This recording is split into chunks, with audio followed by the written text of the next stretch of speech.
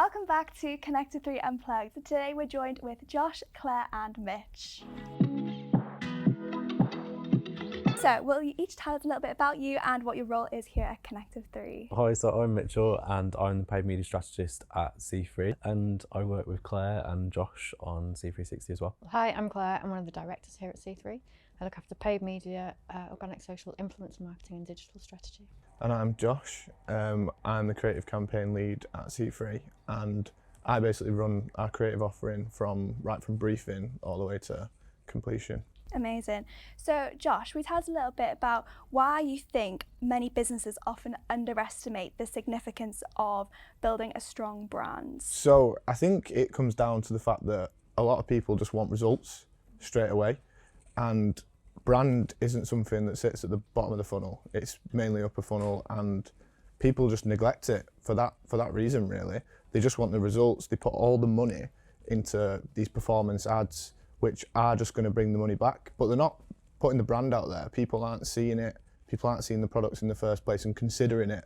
They're going straight to, obviously you can use ads to drive some consideration as well, but they're not seeing it organically out there beforehand. It's just going straight into that buying phase at the bottom. Yeah. So Claire, off the back of that, so over your time within your role, how have you seen the argument of brand versus performance evolve? Yeah, so I think initially branding was always, if you go back into like the 80s and things, there's always like massive TV ads, really high production.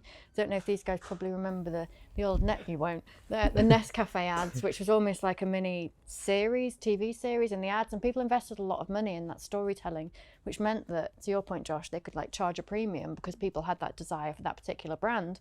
Now as the tracking and data element of digital's come in, everyone's got high on the sugar rush of direct response and just being able to switch it on and get those immediate sales in, and are devaluing brand because people only have infinite amounts of budget, and of course they're putting the budget where they can see those sales come in, which ultimately is the more trackable media at the bottom of the funnel.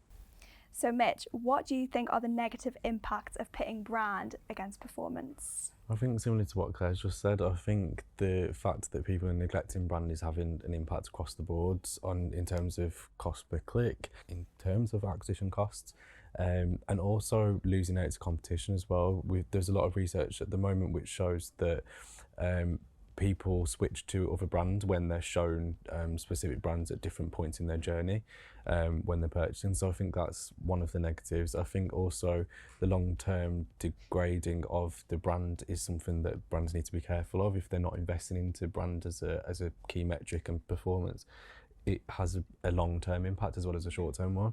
Yeah, I'd say if you're not investing in your brand and you're not building that desirability and people aren't wanting your particular product, then you're really playing on price. And so it's a race to the bottom. For each of you, do you have a favourite campaign that you've seen across socials or for different brands? I think mine's probably the KFC FCK, I need to be careful what I'm saying there, campaign when they ran out of chicken, which obviously is a bit of a boo-boo when you're a chicken shop. And I think the way that they responded with a really creative concept and campaign was really impressive.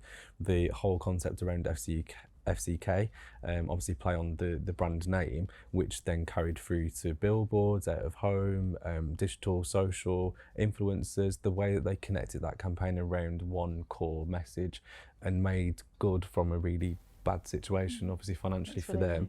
It was a great win and a really good example of how to use brand to drive a good result. I have a new favourite probably every month. I love watching different ad campaigns, and I always favour the humorous ones, and my current favourite is It's Okay, I'm with the AA, which is of course a campaign by the AA, and that plays on humour, runs through loads of different scenes in the video ones where we've got cars being sucked up by wormholes, we've got a woman who's about to cheat on her husband who gets a phone call off him saying, my tyre's gone flat, and she mutes the phone and goes, it's okay, I'm with you, it's with you. I just love it. It's brilliant. And they're the ones that stick in your mind, these humorous ones, they stick around. At the minute, I don't even have a car, but if I had one, I would have, I'd have an AA membership, to put it that way. And in the future, when I do get a car, I'll probably go with the AA, just because that's going to stick in my mind forever. And that's something I think that that's going to make them stick out from the competitors. And it just cuts through the crowd, really. It looks really good, and it's throughout digital, it's out-of-home advertising. I've seen billboards all over the shop with it. It's on TV, so they're ticking all the boxes. I think for me it's a bit of an old one, but just the meerkats. And the fact that you can call it the meerkats, you know exactly who I'm talking about. It's not necessarily that socially driven, but it's so memorable that it's so unique and sort of crazy that people just have that memorability of it in terms of like driving the brand. People are then, rather than searching compare the market, are actually searching compare the meerkat. So they had a whole site around it, and then the giveaways of the actual meerkats as toys, that then the kids were like, I want the meerkat, can I have the latest meerkat? Developed a whole sort of desirability around it as well. And I think it's just really brave of somebody. You know, it was the left field idea in a marketing meeting where they went, I've got this idea as well. And someone's been brave enough to go, do you know what? Yes, it's amazing. And in the car insurance market specifically, because all the products are exactly the same, you've got to have that element of standout.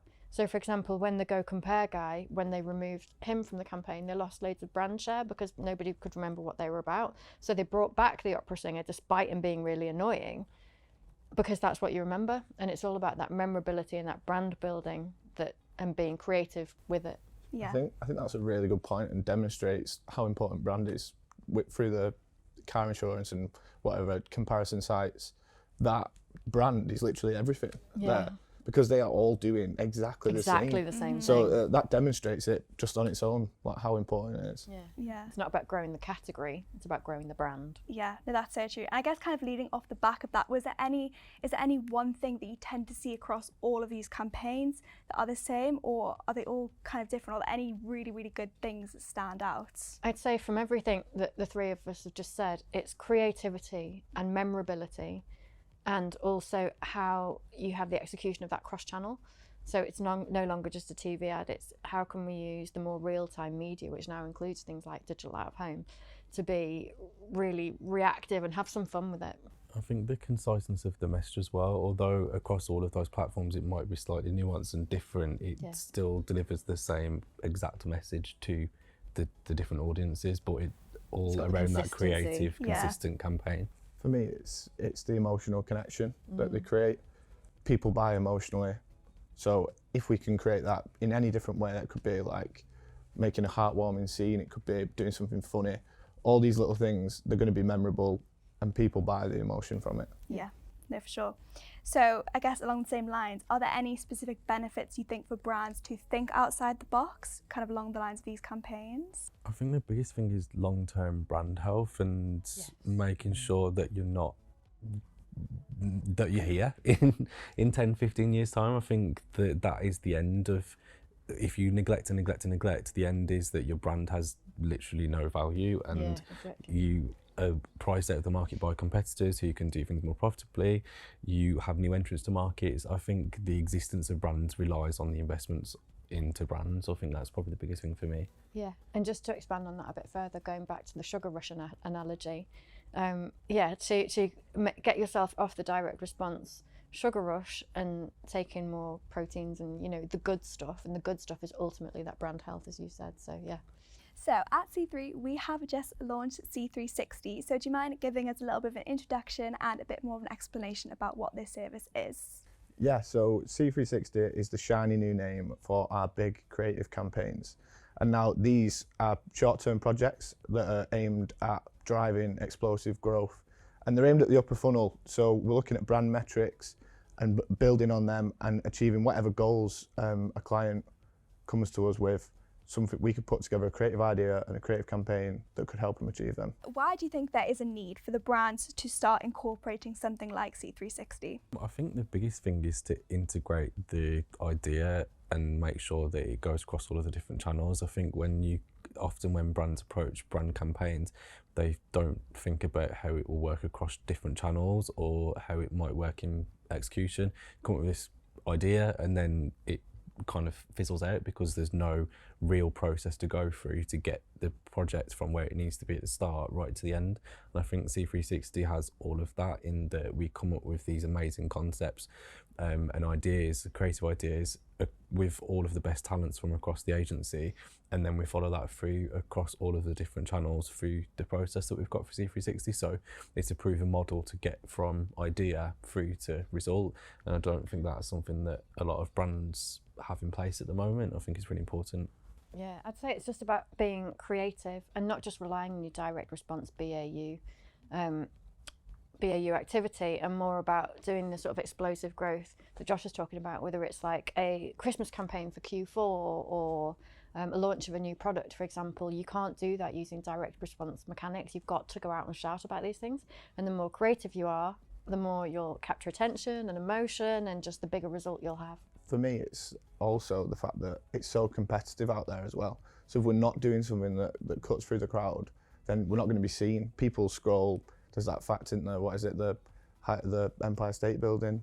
Statue of Liberty. Statue of Liberty. I was so close. But you know what I mean? They scroll that high every single day. If you think about that, it's just stupid. Mad, That's so much scrolling. So we have got to do that cliche saying and build the thumb-stopping creative. What do you think the future looks like for brands in terms of this creative advertising? I would say that influencer marketing tends to be at the heart of these, along with social. It's where we live and breathe, like day in, day out. I'd say the influencer space is more like digital word of mouth. These are people that you listen to and you trust, and you see your life like reflected in theirs. So if they go out and do something cool, then you're like, oh right, brilliant, they think that's cool, I'm gonna go and do that as well.